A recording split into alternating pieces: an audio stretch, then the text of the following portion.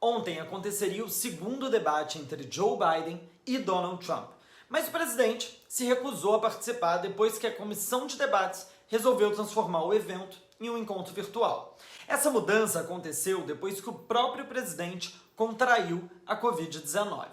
Debate não teve, mas ambos os candidatos participaram de uma espécie de sabatina muito tradicional nos Estados Unidos, o chamado Town Hall, onde eles respondem não apenas a perguntas dos entrevistadores, mas também dos eleitores. Ontem eu perguntei no Instagram sobre qual sabatina vocês gostariam de ouvir primeiro, e o vencedor foi Biden.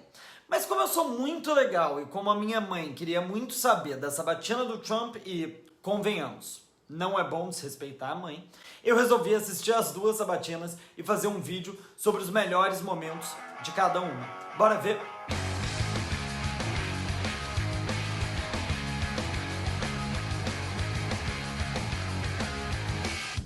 Biden participou da sabatina da ABC, feita na Filadélfia, Pensilvânia. A de Trump foi pela NBC em Miami, na Flórida. Ambos swing states importantes e que podem ser decisivos para a eleição desse ano. Mas essa não foi a única semelhança. Tanto Biden quanto Trump tiveram que começar respondendo sobre o assunto que é tido como o mais importante da eleição de 2020, a pandemia. Indagado por uma eleitora, Biden falou sobre se tomaria ou não a vacina produzida durante o governo Trump. The point is that if the body of scientists say that this is what is ready to be done and it's been tested, they've gone through the 3 phases, yes, I would take it. I'd encourage people to take it. O democrata também afirmou que se os especialistas recomendassem, ele tornaria a vacina obrigatória, mas não explicou exatamente como ele faria isso. O presidente Trump, por outro lado, teve que responder coisas muito mais pessoais, como se ele próprio ainda sentia sintomas da doença. I'm great, I feel good. Trump também se esquivou das perguntas sobre se ele tinha sido testado antes do primeiro debate presidencial, que aconteceu 2 dias antes do seu diagnóstico positivo vir a público.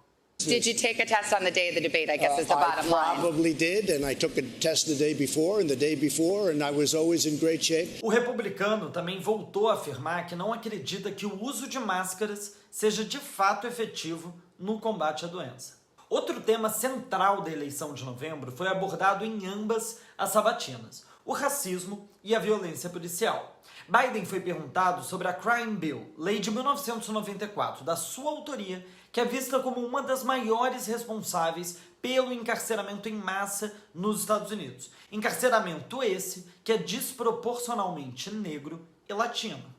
What's your view on the crime bill that you wrote in 1994, which showed prejudice against minorities?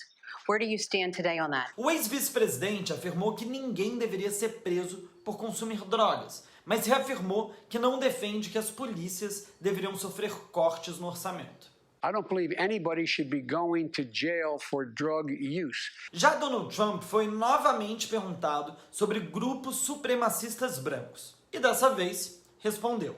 Are you listening? I denounce white supremacy. Okay. What's your next question? A entrevistadora também perguntou ao presidente sobre o grupo QAnon, que vem repercutindo muito na mídia americana.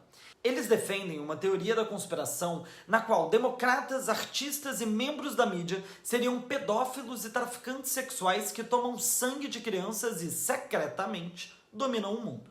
Para o grupo, Donald Trump foi treinado pelo exército americano para destruir todo esse esquema. Mas apesar de todo mundo falar sobre isso, Trump disse não saber do que se trata. I know nothing about QAnon. I just told I know you. very little. You told me, but what you tell me doesn't necessarily make it fact. I hate to say that. What I do hear about it is they are very strongly against pedophilia, and I agree with that. Trump também tentou se esquivar da pergunta, atacando os antifascistas. Antifa exists. They're vicious, they're violent, they kill people, and they're burning down our cities. O tema Suprema Corte também apareceu em ambas as sabatinas. Essa semana, Amy Coney Barrett participou de audiências no Senado como indicada por Donald Trump para ocupar a vaga de Ruth Ginsburg.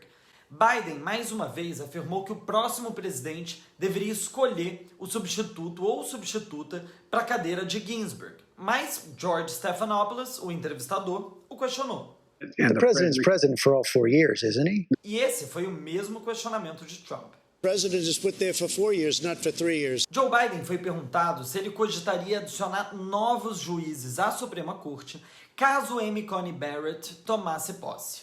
Ele, assim como da última vez, fugiu da pergunta, mas afirmou que teria uma posição a respeito até o dia da eleição. Na sabatina de Biden, a pauta LGBT foi levantada, e mais especificamente, os direitos das pessoas trans, por uma mãe. Ela perguntou o que o democrata faria para revogar as políticas adotadas por Trump, que, por exemplo, voltou a proibir homens e mulheres trans de servirem no exército americano. A resposta do ex-vice-presidente foi direta, e ele ainda contou uma história da sua infância. I will flat out just change the law, eliminate those executive orders. And these two men, well dressed, leaned up and hugged one another and kissed one another. I'm getting out of the car at the light and I turned to my dad. My dad looked at me and said, Joey, it's simple. They love each other. Chegando ao fim da sabatina de Trump, que teve 30 minutos a menos do que a de Biden, uma situação, digamos, no mínimo curiosa, aconteceu. I have to say, you have a great smile. He does. You're so handsome when you smile. Okay. Ao final, o presidente disse por que os americanos deveriam dar a ele mais 4 anos na Casa Branca. Because I've done a great job. And next year is going to be better than ever before. Bem, muitos outros assuntos foram abordados, mas seria impossível tratar de todos eles aqui. Espero que vocês tenham gostado e hoje, mais tarde, às 19 horas, a gente vai falar mais sobre o assunto em uma live muito bacana com a Rízia Frois, advogada brasileira que mora em Nova York. Então, se tiver perguntas, leva que a gente responde lá. Até mais!